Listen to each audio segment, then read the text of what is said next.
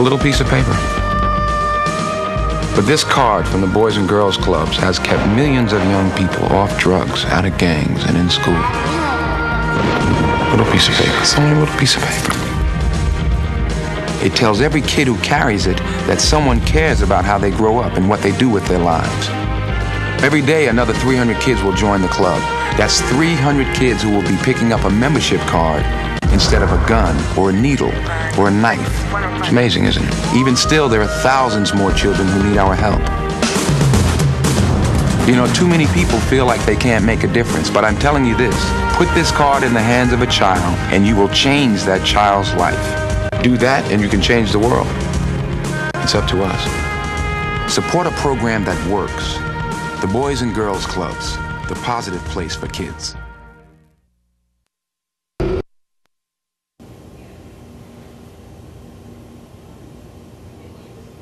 Welcome to the Gilchrist Experience. As you see, that's the Boys and Girls Club of Harlem, and that's it's the founder or the person that kept it alive for so many years that passed, in 2005, Reverend Grant. Reverend Grant is responsible for the existence of the Boys and Girls Club of Harlem, and we that carry on his legacy remember the best Christian I ever met. I mean, there was a real Christian, and we have a person from our church, Convent Avenue Baptist Church, G. Lyles. He's running for councilman next year, and we share this love of God and the Boys and Girls Club. We're having a fundraiser on October 18th at Tion's. It's 145th Street and Riverside Drive. Hopefully everyone will be there. That's October 18th, and pay attention because we'll be running more things about it. And welcome to the show, G. Lyles. Well, welcome to the show, brother. Thank you for having me. It's been a while, and us doing it. And it's good to see you all over again. You know, it's tell us about Reverend Grant and your experience about the founder, or not founder, but Reverend Grant. Well, I had heard a lot about Reverend Grant. I grew up in Harlem, and by the time I was joining convent, Reverend Grant wasn't well. Okay. He finally visited the church once before leaving us. But my experience has been he's always been a very poignant Christian in pointing out the necessities of how to live like a Christian. Right. And the Boys and Girls Club, being a part of that inspiration, helped to channel young people in that same direction to live with the kind of integrity and strength of character that leads them to better lives. So. And your involvement in convent led you to believe a more Christian life. Well, yes, of course. Because your early beginnings were in the streets of Harlem. Well, they were in the streets walking through them. Okay. Not necessarily in the streets. Of course, I shared a lot of friendships with people who unfortunately did live as lives as well as, the street life? Right. Okay. But, they were always... I think the difference was they still carried a certain level of love for that community. Although they were doing wrong, they were always at a constant evolution of trying to do right. So I think that's what kind of stepped our friendship up in me having friendships with them in the first place. Oh, it's beautiful. I understand your involvement with a lot of the kids. Yeah. Right. So you were running a lot of the youth programs at convent, weren't you? Well, when I first joined convent, I volunteered for the summer vacation Bible school. Right. That's what it was. Which is, I always felt like, probably at one of the hardest times of my life, young people had given so much to me, and I wanted to be able to give something back to them, having, worked with the Harlem Children's Zone and then coming up to convent and working with the Boys and Girls Club. A lot of the young people from the Boys and Girls Club. It was inspirational because you really get a chance to see young people's lives transform based on you kind of being, as we say within our faith, stand still and know. You have to have that kind of stand still type of character to get them to understand that this is unshakable, and it's good to be unshakable at times, especially when it comes to your life. Right. It's interesting. And I understand that you're running for councilman? Well, yes. that's great. I mean, because you're involved with the kids, and this is what we need. This is what we really need: councilmen who can come out and touch the young youth in the community. I mean, people. I mean, I've seen how you handle the kids. All the kids run to you like a Pied Piper. I mean, you're really good at this. That's what love is. I'm telling you. That's what love is. Yeah. I see the kids around you, and I said, I wish I could be that good with the kids. Oh, stop it. Well, I'm serious. It's being able to channel both, being able to talk to our young people, and then learn from my elders. Yeah, that's a but gracious place to be. Position. I think you'd be a really good councilman, because I think you have a touch. The difference between Romney and Rob me. That's what that should be. Rob me. You see this fool this morning? Man, the man is a fool. You have a way with words. But he is. He's a fool. And listen to this. You'll see Romney make a big fool of himself, as he did this morning with... well, that's a political talk, but we're talking about the kids, our future. Yes, yes. But our future is going to be well paved with the beauty of the Obama family, especially with Queen Michelle Obama running the show. Oh, that's I think it's a beautiful thing, considering long history of struggle within America, trying to amalgamate the consciousness of the entire American people, if you will. Okay. To have a president who is willing to step up, because within the Christian faith we say that the poor will be with you always. That's right. So we understand that that's not going to go anywhere.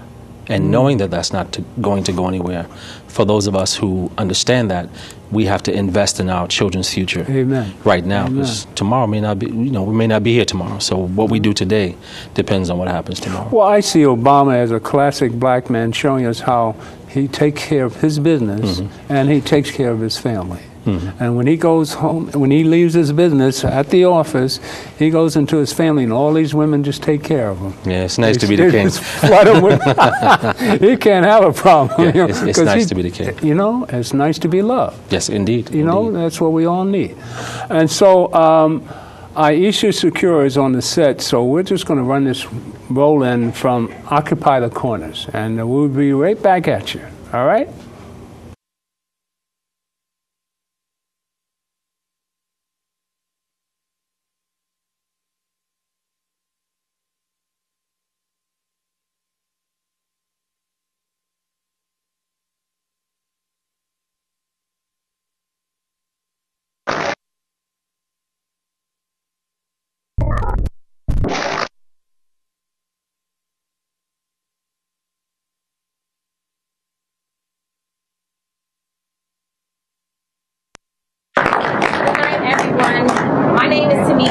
And I'm the National Executive Director of National Action Network. First of all, I want to thank all of you for being out here. Hello, Mr. Montgomery. How you doing? I want to thank everyone who came out tonight, all of you who heard the call, and those people who have already been out here for welcoming us into your space. Because people like Aisha Sekou and others have been out here doing this work for a long time. That's right. And we appreciate you for partnering with us, Aisha, and the Reverend Vernon Williams and the Erica Fords and the A.T. Mitchells and all the people who are on the ground day to day that are really the only thing between the trigger and the finger. They really are that. That's how serious it is. We have not done an inventory and a self-analysis, and therefore dealt with the purpose in our community. What are our institutions for if we can't address the lives? I sat in the funeral home and helped to plan the funeral of a 4-year-old baby, a baby, Cheyenne Norman's baby, Chris Morgan Jr. Hurt me to my heart to help pick out the casket for this baby, and they couldn't find the right size because he was so small. I sat there with Dominique Sharpton and others and watched this mother keep getting up to go outside because they were asking her business questions about burying her baby. And I realized at that moment that who am I to be so selfish not to lend myself every minute of the day to save another life. And so I'm standing out here is not a joke. It's not about the cameras.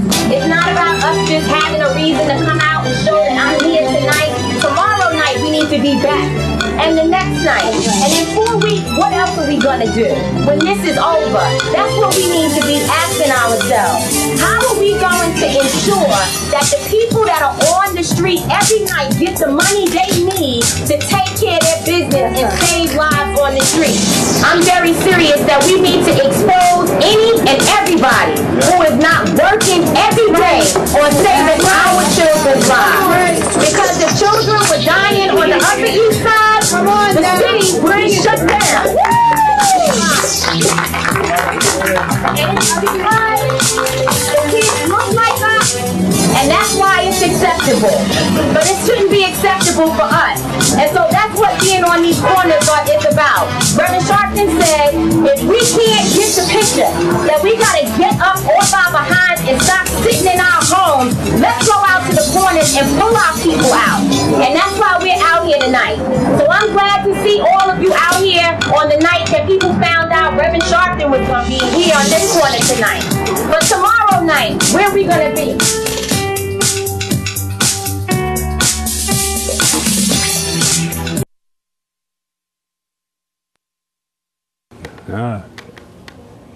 Now we're talking about the power of the female. Now that young lady leads the National Action Network. That's the executive director. Now she's only 31. I've been at Sharpton 14 years, so I watched her grow up, and it's phenomenal. And why does she have such a powerful input? Because she's living this. She feels it. I mean, you have to come to National Action Network on Saturday, because that's church. Lyle, you have to come to church on Saturday at the National Action Network. Okay. I mean, really. I mean, it's church. I'll make it my business. I mean, really. I mean, it's Reverend Dr. Al Sharpton, okay? And he always gives you a message at the end. Absolutely. That's always the power of God that leads you to all these turmoils, because he gives himself as an example. Now, Tamika's came on this tutelage, and you're another Tamika. I mean, you're powerful on the corner, boy. I'm telling you. I told you one of the other shows that you're the mother on the corner. You mother them. You know how to make them feel loved. Now, this is the power of we were talking about Queen Obama, Queen Michelle Obama. I mean, I felt madly in love with her listening to her speak about her husband. And we can see the wings, the wind beneath his wings, what keeps him afloat and flying high. So we see the power of the female. Well, you're the human creator anyway. So we have to come to you for everything, right? So I see this as a leading to quell the violence. You have to quell the savage beasts, all right? Now, take care of the spirit. And take care of the spirit. One, I want to say thank you. It's always a joy having me on. And we've been occupying the corners. Actually, we've been occupying the corners for the last 6 years. Okay. And I'm grateful again to Reverend Dr. Al Sharpton for bringing further light to the work that is necessary, that needs to be done on this corner. And the corners, a big part of it is community engagement, that we have to engage the community or re-engage because there's been such a great disconnect within our communities. People walk by each other every day for 20 years or 10 years and they don't talk to each other. And usually when folk wind up talking to each other is when there's crime scene tape, a dead child on the ground, and the block is blocked off in the community because the block becomes gated and they can't get in their block. And then folks start talking to each other. And it's usually in the form of complaint because they have been inconvenienced by this dead child laying on the ground in the crime scene tape and the TV cameras and people asking questions. And so... now you're speaking from experience. Is absolutely. That's exactly the way they treat it? Yeah. Well, and I'm not going to say everybody. I don't want to say that the community is cold. I want to say that we are growing cold to this issue in some ways because it has become so commonplace. And so if every day you see crime scene tape, after a while you don't see crime scene tape. And if every day you hear that a kid was killed, after a while you don't hear in your spirit, that feel that you get the first couple of times that you hear that a child lost his life, that can leave because it becomes business as usual. People get up, they go to work, they thank God it wasn't their kid, and they keep it moving. And as long as it wasn't their kid and it didn't reach their household, a lot of folk are just moving forward. And one of the great things about being on corners and having dialogue with community members. And you know, I'm talking about the average mother and father, the clergy, the store owners, shopkeepers, about the issue of violence. And one of the ways that we engage people, 129th Street and 7th Avenue is where we were, and we engaged a great number of people. And when they walked by and they wanted to keep walking, we said, aren't you tired of the violence? Aren't you tired of the gunshots? Aren't you tired of the kids that are laying under those covers, you know, waiting for the OEM, you know, truck? And people would say, yes, they are. And I said, well, we're here talking about solutions to the violence. We're looking at ways that we can approach this issue or deal with this issue. So what we found was that the community is concerned. And while they move fast oftentimes because of gunshots. And they want to go to the store or go where they have to in the neighborhood and get back home safely without harm or before anything breaks out. And so they're accustomed to just kind of moving through. The Occupy made people, because there were a good number of us, made people feel a little safer about stopping. Because of the dialogue that was going on. There was police presence at a distance so that they knew that if anything happened, that there were officers there. I want to say thanks to Chief Banks for that. He made sure that every occupied corner had coverage. And while some people will say, oh, well, the cops are part of the problem, well, in this particular case, the cops are where they need to be, because we were in the areas that are considered the hot spots. And 129th and 7th and Lenox Avenue and on over is one of the hottest spots in Harlem. So people need to know that that's where we were. So the benefit, and I'll just say the benefit was that the community did come together to discuss There these were issues. a few crazies roaming through there. Yeah, well, they're the people that kind of live in the community every day anyway. Yeah, so and they do their little crazy things anyway. And while we had police officers who wanted to approach them, we said no. You know, I put my arm out and I said, no, we have this. I remember that one nut. You remember? Yeah. Oh, yeah. And while she acted a little crazy, you know, these are people who make up part of our community. It's just, it is what it is. Listen to them. And everyone does not need to be arrested because they are suffering with some mental illness or drug addiction or what have you. Make it real. Yeah, you know what I mean? They're there every day. And we handled them, and I think that we handled those folk in a good, caring, sensitive kind of way, even though they were acting a little... It's important for people to understand how psychotic people can be or become being black in America. Oh, yeah. It's a certain psychosis that we have to face as a race of people. What happens to you being black in America?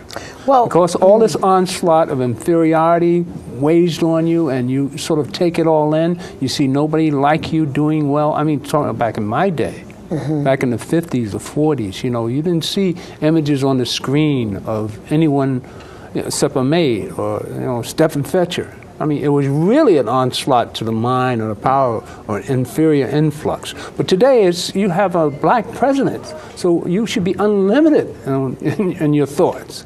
But still, people are stuck with that slave mentality, that crab in the barrel. Let's drag everybody down to the low N word like I am. And this seems to fester in the youth because they have no other frame of reference. Well, I'll tell you that our young people, it's not that we don't have powerful leaders, community people who are doing well, people like our brother Lyles over here. There are people in our community. Are there enough of those? No. Do those families have direct contact with people like that? No. They see them on television like they see us right now. And they'll say, oh, you know, most of the time they see me in the street. That's one thing. When you do outreach and you're on a corner or you're moving through the community in the places where I move through, young people have access, so I'm there. But everyone can't do that because their jobs require that they do something different. This happens to be the work that I do But as you well. basically do a psychological profile on most of the kids that you meet? No, we don't. We don't. And maybe we can get to that with funding. And I think that's one of the things that the Reverend Al Sharpton has been talking about is the need for funding. And Street Corner Resources, which is the organization that I founded, it directly engages young people. And some of those young people are young people who are would-be shooters. I was talking with a young man right before coming here who said that his household had been shot up. And it's really hard for a young person who has experienced his apartment was shot up.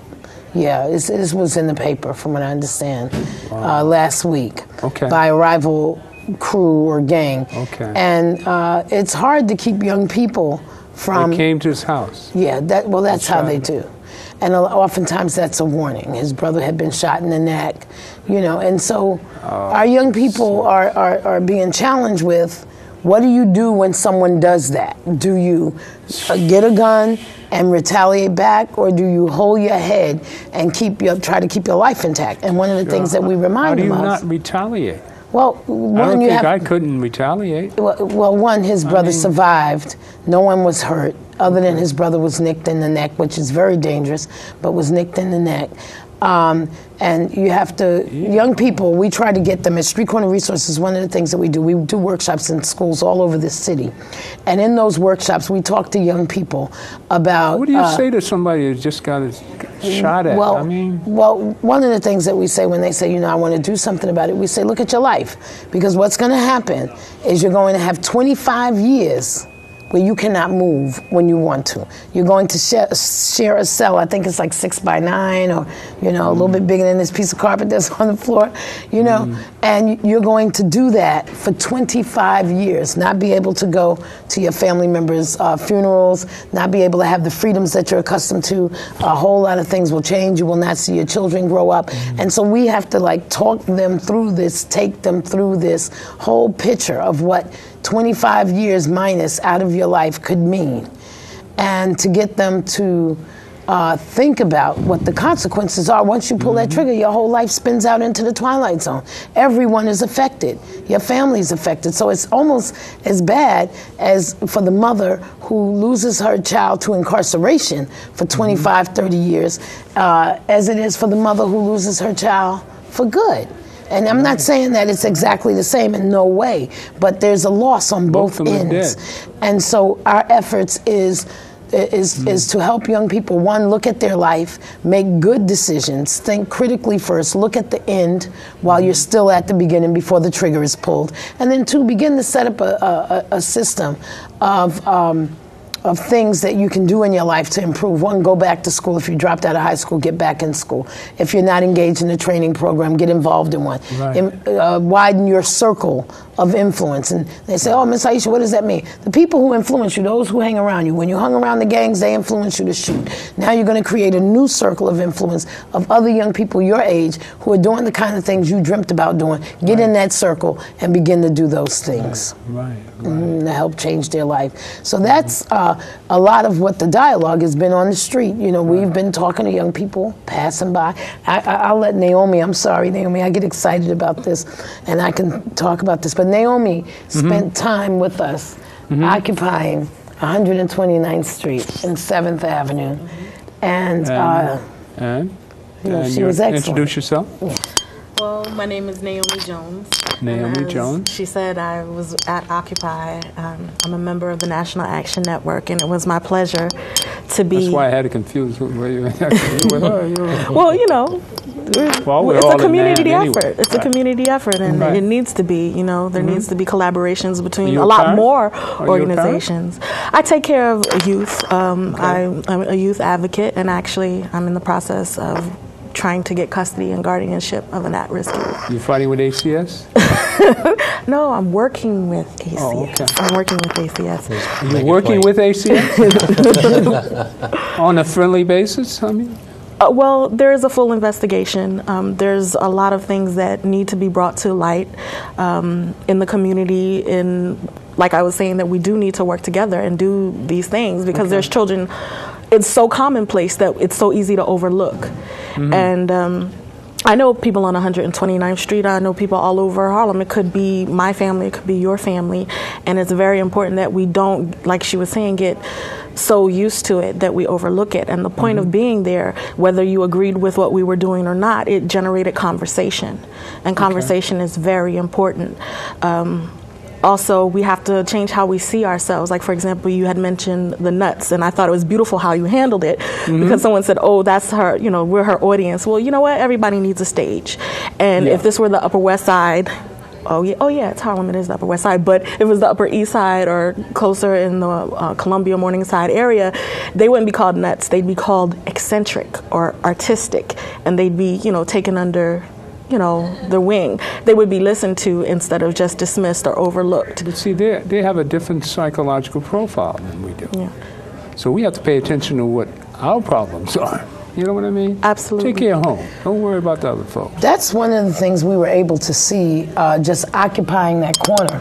We were able to see that there was a lot of alcoholism in our community. Of course. A great deal of it on Friday and Saturday night. Of course. And our It's young always people, been there. not just just parents, but young people were engaged in that.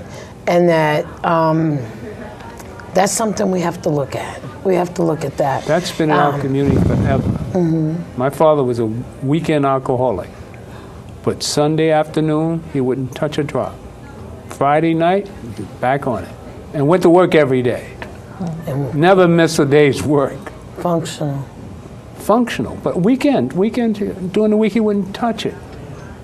Wouldn't touch it. But I know a lot of black men that came up with frustration in their life, you know, struggling with being black in America, that they resort to all kind of drugs. Each of us have struggled with some sort of addiction.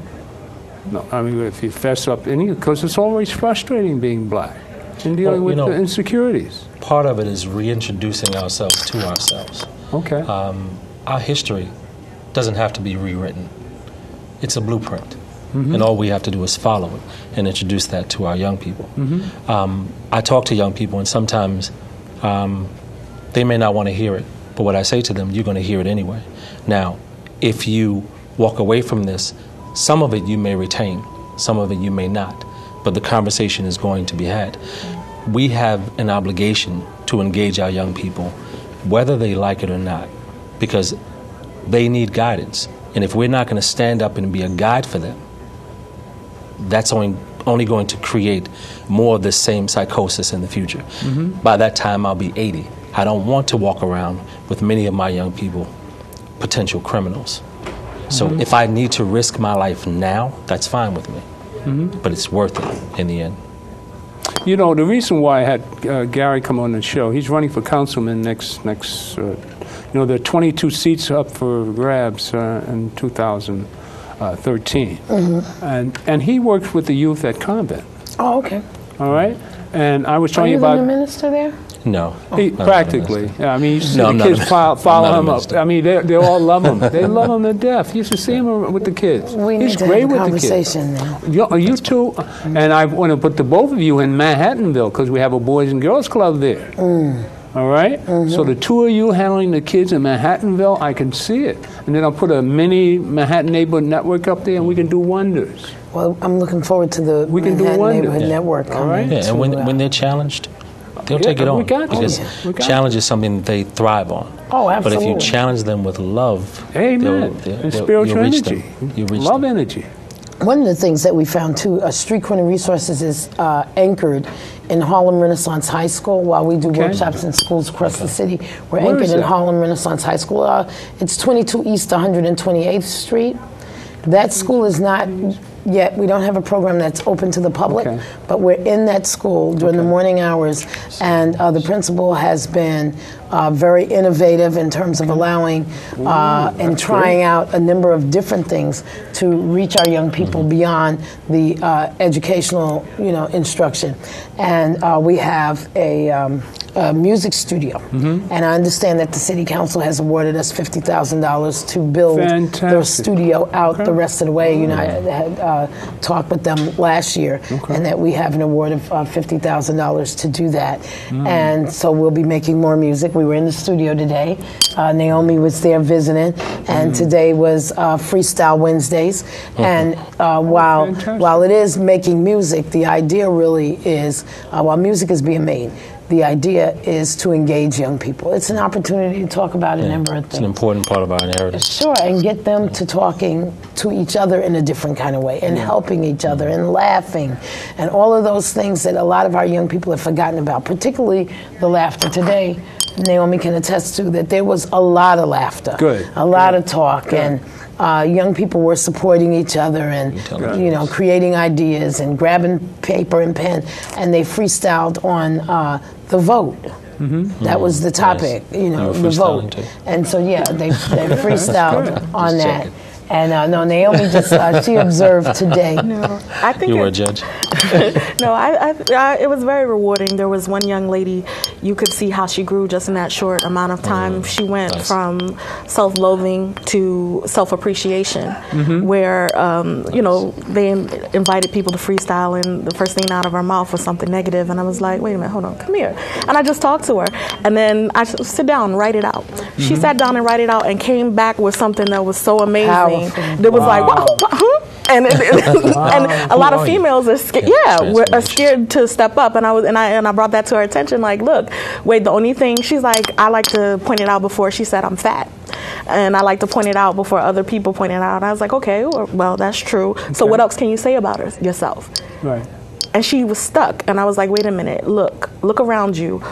You're the only female in here that's even approached the mic. Everyone's surrounding you. You're like a light, and that's the only thing that you can say about yourself. Sit down and write. And when she did, it was serious. Yeah, it was amazing. Wow. And the thing is that other young people use their voices to support her rap. So we had a little beat we were trying to do. We got to work it out more next week. I don't think they thought that it was that great, that she thought it was that great. But the idea, again, is that there's laughter, there's creativity, there's support and validation. And I have to say, with the word validation is key, because every morning we greet our students in the school by saying good morning, and I always call them wonderful or intelligent, and they kind of tease me and say good morning, wonderful back to me, but and to some of the other staff. But the thing is to get them talking good to each other, and not using the N-word, and not degrading each other and taking away. And I think our young people have devalued themselves so much with the language that we have to bring it back together and start using good language. And that's why at the school, one of the first things I said was we're going to talk to them differently in the morning. And they thought, they said, well, okay, so what kind of thing you belong to, miss? What do you mean? Why do you call everybody wonderful? I said, what do you want me to call you, stupid? They said, no, I like when you call me wonderful. See that? So, and they lift up. Yeah. They lift up. Yeah. So that's how we did on the corner, too. We talked to each other in good ways, and the young people walking by, we said hello to every one of them. Even if they didn't want to stop, someone said, nah.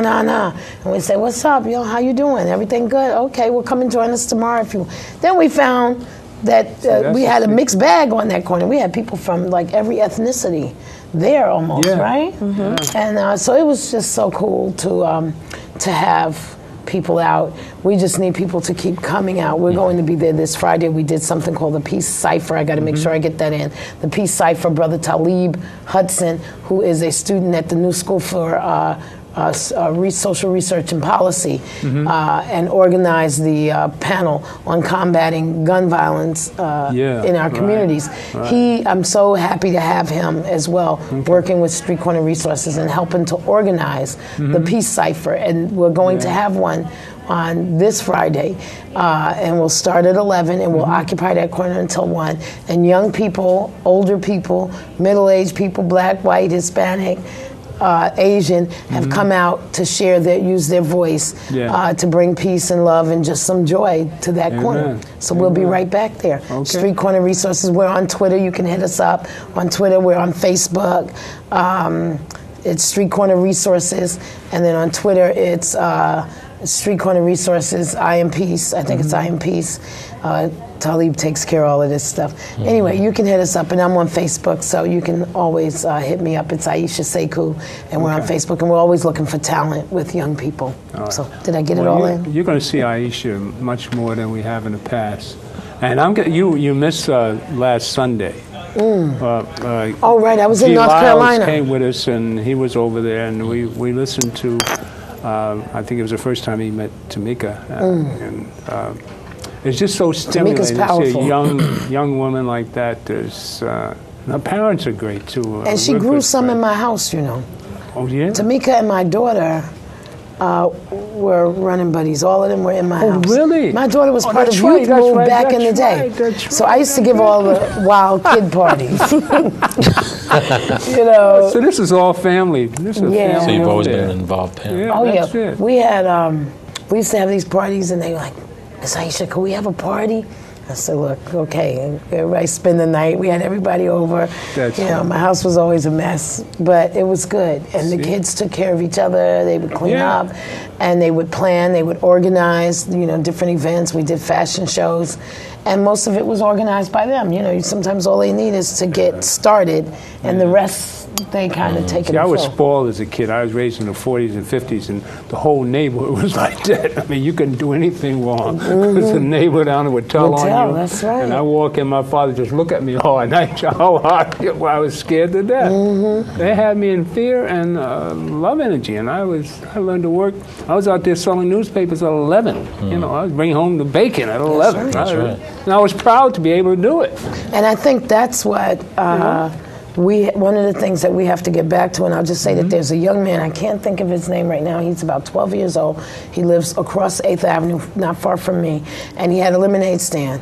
And he started drinking all lemonade because nobody was buying lemonade, right? So I saw him, and he said, hey, Miss Aisha. I said, baby, what are you doing? He said, I'm selling lemonade. I said, no, you drinking lemonade. Anyway, we got some paint and some yellow paper, and we made him a sign with red letters on it and said lemonade 75 cents. And the beautiful thing was he was right on the corner, so the cars were stopping at the light, and people were coming up and down the street.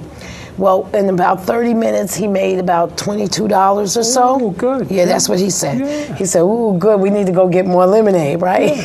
So the spirit, though, the change in spirit from when I first approached him, and then when he saw that he could really make some money, because people were, giving him money. Some didn't necessarily stop to buy lemonade, but they loved the idea that he was, taking on this thing, and they gave him money.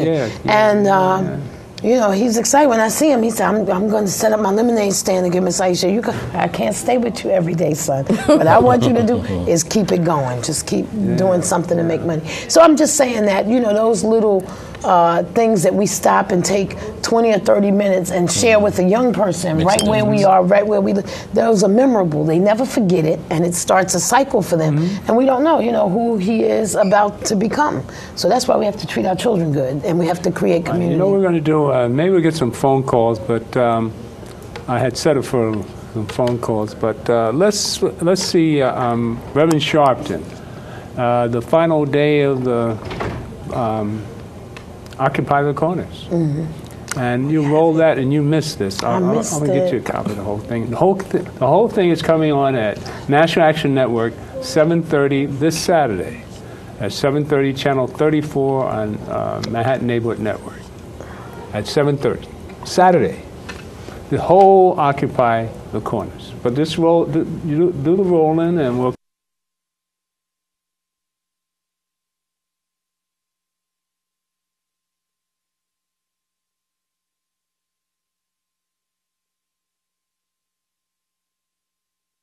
And what's happening with the bad things happening in our community.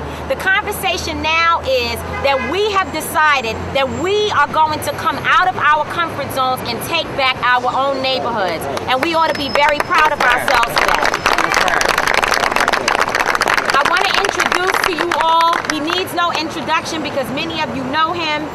He is the leader of the National Action Network, the president and founder of our organization, certainly my leader, and the person who really had the concept of bringing the Lloyd Morgan convocation together. I also want to make sure that we don't lose sight of the fact that a 4-year-old baby who died was, in fact, the leader of this movement for Reverend Sharpton, a 4-year-old baby. And so I want to have Reverend Sharpton to come and to talk with all of us tonight. And again, thank you, brothers and sisters. And I look forward to continuing to work together and for us to continue to be unified. Reverend Al Sharpton.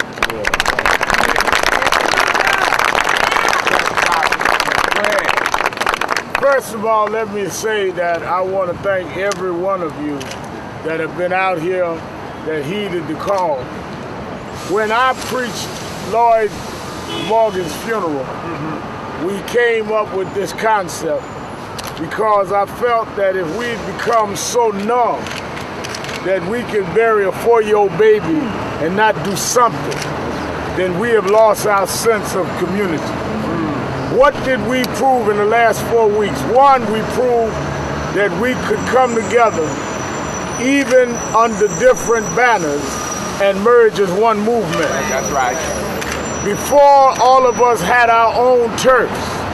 We can't fight gangbanging if the peacekeepers are gangbanging themselves by competing with each other rather than cooperating. We showed we can come together. Secondly, we showed that we could stick to it. It's not easy standing on a corner from 11 to 1. Unless that's what you do. And most of us don't do that. By the second week, I wanted to switch it to 10 to midnight. But we stuck it out. And thirdly, we woke up a spirit. I was in Detroit yesterday. They getting ready to occupy Detroit starting next week for 4 weeks. So it's going to spread nationwide. We need to continue. I'm laying out 3 things as phase 2. One, I've been in touch. We're going to have a youth conference. And I've got the president of every major record company to agree to come. We want the major artists. I'm not talking about the B artists. I'm talking about the Diddy's and the Rihanna's and them to be part now of a drive to end the violence. I want them to record radio and TV spots that the record companies will meet with the youth leaders that are in this coalition and help to sponsor this drive, this major media blitz, that we can light this country up with Stop the Violence. These artists owe that to us.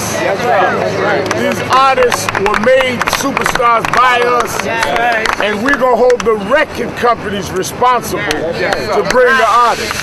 So Universal has agreed, Sony has agreed, we're getting all the major artists, the major record companies to meet with the youth leaders that are involved in this coalition this week. Second, we need to meet with the chancellor.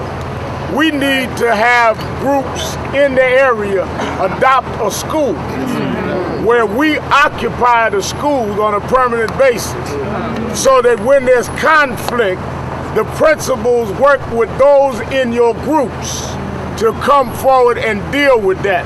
Because the violence now shifts into the school. School is open now. We've got to be in them schools. They have to know us. We've got to know them. Don't take long to know the troublemakers in the school. And if we show them love and connection, we can do that. So we're going to start a phase of from the record companies to adopt the school.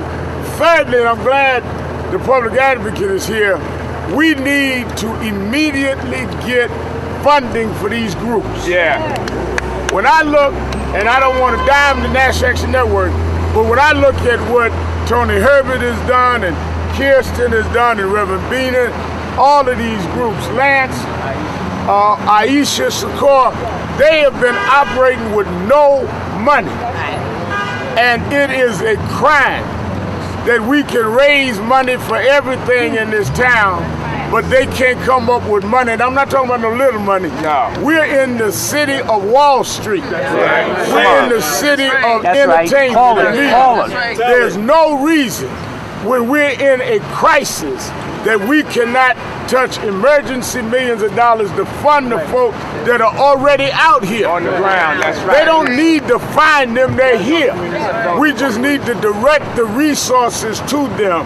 And I wanted to see the groups that could stick and that could come, and we've seen these 4 weeks, and these are the groups that we need to get funding immediately. So that's the 3 things that we're going to leave this corner tonight working on: the record companies, the schools, and to put together a immediate emergency fund for these groups. Now, you can see the full hour of Occupy the Corners at Saturday. This October the 15th, I believe, Saturday is. At 7:30 on Channel 34 on Manhattan Neighborhood Network. And it also live streams, so you can catch it in any place on the planet. You have to realize that all this stuff we do streams to the world. The world can see this. And we're going to put this show on YouTube so the world can see this one too. Oh, all right. Yo. Wonderful. All right? Yes. And I thought we might get a response from our audience if we have anybody watching. We'll do a live call-in. Maybe somebody's interested in calling in and giving some questions. All right? But we'll continue until someone calls. We'll just put it up, so. But what do you think of that one? I know you missed this. Well, you know, I was out of town at a funeral, and the whole time, I think I posted on Facebook, and then like 11 o'clock at night, I knew you guys were out there, I knew everybody was out there, and that was like the culminating evening of all of the work that we had been putting in, and I just wrote on Facebook, I miss my Occupy the Corners folk. And then people didn't get it. Other people that didn't know about it didn't get it. It was just a few. But people started calling me saying, what are you saying, Aisha? What's going on? And I said, well, you didn't read my post. We've been occupying the corner. They said, oh. So I was just missing folks, you know, because we had some who would come to 129th and 7th, and they'd hang out for a while and kind of see what we were doing and be a part of that. And then they'd go occupy with another group. So we had some folk who were on rotation. Okay. Yeah. And, you know, I couldn't rotate because I was responsible for that corner, and I'm glad that I was. But the other thing was that, you know, 125th Street over at the Grant is a very serious area, and those folk are still fighting, so to speak, and we're praying that they stop. Young people, since the murder of Tashana Chicken Murphy, the basketball star, she was murdered last year somewhere around this time. Her father, Taylon, is her father. Father's Alive in the Hood is the name of the organization. We should get him on. Oh, yeah, we got to. Yeah, he was out of town because I tried to contact him. But we do need to get him on. And we need to get Brother Hakeem as well, and Abdul Karim Muhammad from the Circle of Brothers. All of, I mean, there were people who helped to occupy our corner. The Circle of Brothers were there steadfast and helped me set up every evening. They were right there, right along with the National Action Network. And Dave from the Apollo came over and spoke and, you know, gave his input with our group. So anyway, it's been great. I just missed that I wasn't out there, but I was out there in spirit because folk called me and they said, just want you to know I'm on my way, Aisha. So our corner was strongly represented on Sunday by Sheldon, who did an excellent job of support, and Brother Talib and Sister Judy and just all of the other folk. And can't forget Sister Beverly, who really put a lot of time in. She's always on the So spot. it's been wonderful. And we're going to be out on Friday. Even though Sunday was the culminating kind of bringing the attention to this, we're going to be out there on Friday, and we'll be doing a peace cipher on the corner, meaning you can come and bring your talent. whether it's rap, sing, dance, act. Well, I did an hour of that. Yeah. I still have that. Oh, okay, great. Right. Yeah, so we'll be occupying the corner with young people doing a peace cipher, and everyone's welcome to come out. And we don't put any pressure for you to stay for any length of time. We hope you stay with us, but if you come and you hang out for an hour, that's fine. And I think that's what made our corner pretty popular as well, because people didn't feel pressure. You know, they knew that they could leave. So, well, I think we have a phone call. All right. All right. Can we hear what you have to say? Hello. Welcome. Hi, hello. Hi. Thank you guys so much for this wonderful program that you've put together. I really appreciate Aisha and NAN occupying our corners and really bringing attention to the community of what's really happening. But my question is this: how can we stem this? Where is this violence coming from? How can we contrast that in a way where we look at each other with human eyes instead of looking at each other with such hatred and defiance for human life? Where do you think we need to begin with that? Well, you can mention one of them that we mentioned. This young man was, somebody shot his brother. It's always some sort of riff in the community of somebody steps on somebody's sneakers. I mean, almost anything that set people off. Since we're in such an environment where we lack jobs and nothing to do, and all the way to hustle is to hustle each other. So that's part of the problem right there. And I think we spoke about this your last show that I was on. One of the things, and I'm understanding what you're saying, what is the root of this? Where is this coming from? One, it's coming from empty spirits and rejected children. And young people who spend 6 to 8 hours a day playing violent video games. So if you are playing a video game for 4 hours a day or consistently for 2 hours a day, it is far too much for our young people. The thing is they sit and they play video games and they eat honey buns all day, right, while they play. Sugar. They're charged with sugar and they play games. I just want to make this clear. It's not just the fact that they're playing the video game. It's the content of the video game that is training the mind to kill and desensitizing the mind. And you would have to play those games to understand what I'm saying. Right. There's a man named Grossman. You can Google him. I'm almost sure it's Grossman. He worked for the military. And when they couldn't get young men who were just recently engaged in the military to shoot, they would have them play war games so that they would desensitize them, and after a while it would be easier to pull the trigger. He does a whole paper on it and why video games are not good. So violent video games are not good. So if you get a chance, you can check that. Our children's spirits are being filled with that kind of activity. Their minds are being filled with it. The other thing is guns are rampant on our street.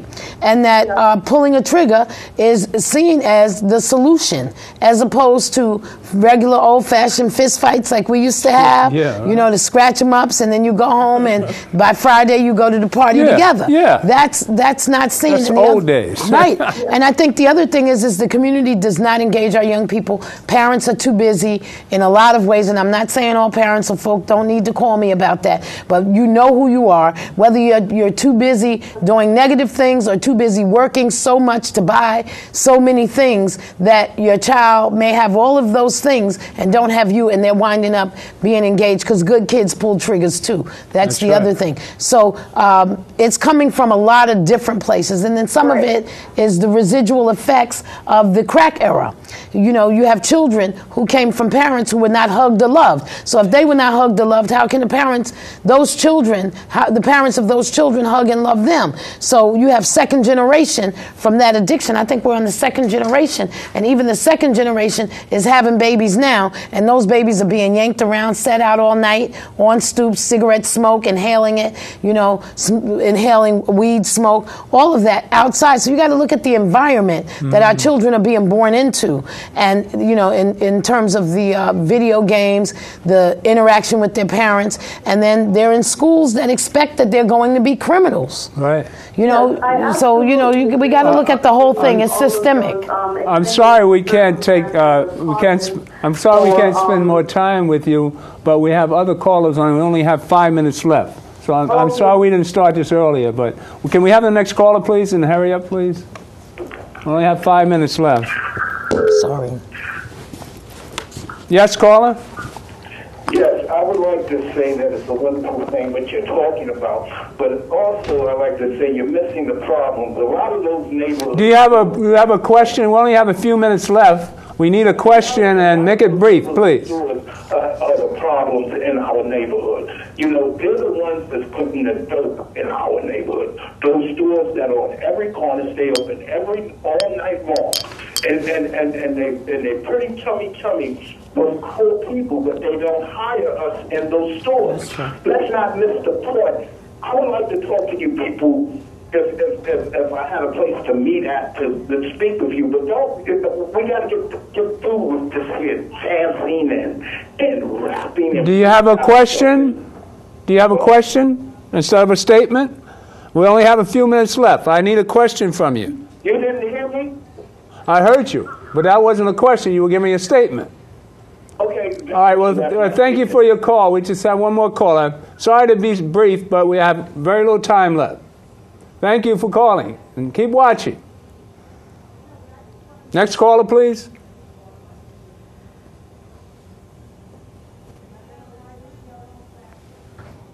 You have another caller? One. Next caller, please. Do you have a question? Caller? Hello? Oh, that's what happened. We lost it. We lost it. All right. Well, we only have a few minutes left, but, well, we have to start that sort of stuff when we have more time. All right. But it's always interesting. You'll always get somebody who'll give us a story and a statement. We need to hear more from the public, of course. But due to our time scheduling, we have to be brief. But like the people are saying, people are curious, where does all this stuff start? You know, how can we contribute? How can we help? I see the two of you working together with kids, and I mean, I have an organization, the Boys and Girls Clubs of Harlem, and once we get this rolling, we can give a place, because everybody had a place to go. When I was a kid, I had the PAL.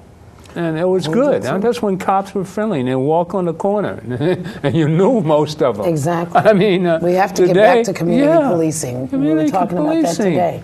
We have to get That's back what to you Commissioner need. Kelly. Hope you're listening.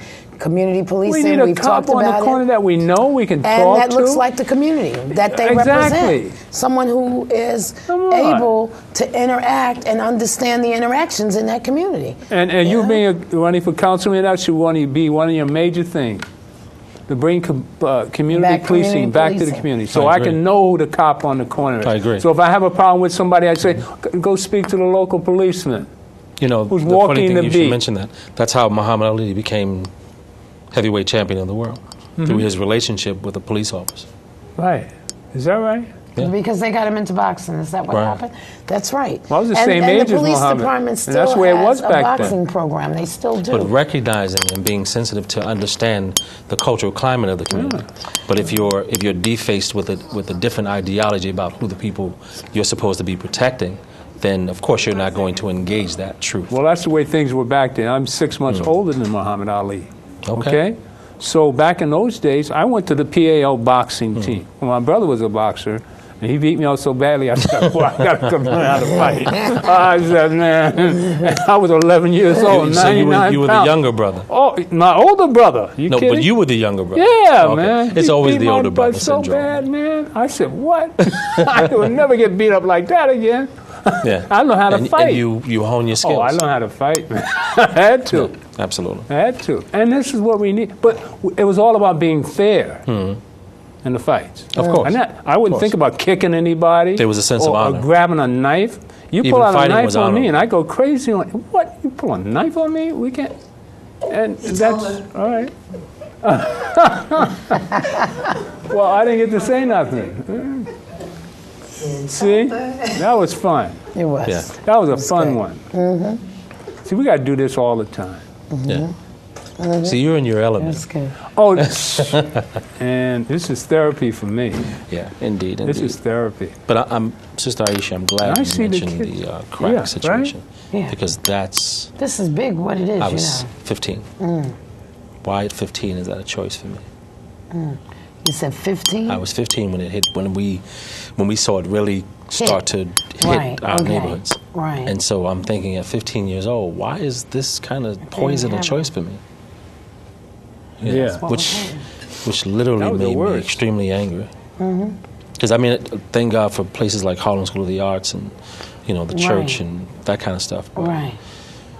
Talking about lowering your self-esteem. That was the only drug I thought was worse than dope. It was, because it snatched the soul of our people. Lowering your self-esteem. I've done almost all the drugs, but that was like the most demeaning drug of all of them. Because I saw my queen in a different light, like what the... My brother gave me an example. I stayed away from that because he was a junkie. When he parts of that. And that's where your self-esteem and your the animal comes out of you. Yeah, that stole a lot from us. Yeah. We lost a lot, and we're seeing exactly what we're seeing is the residual effects of that. Exactly. Right? And there's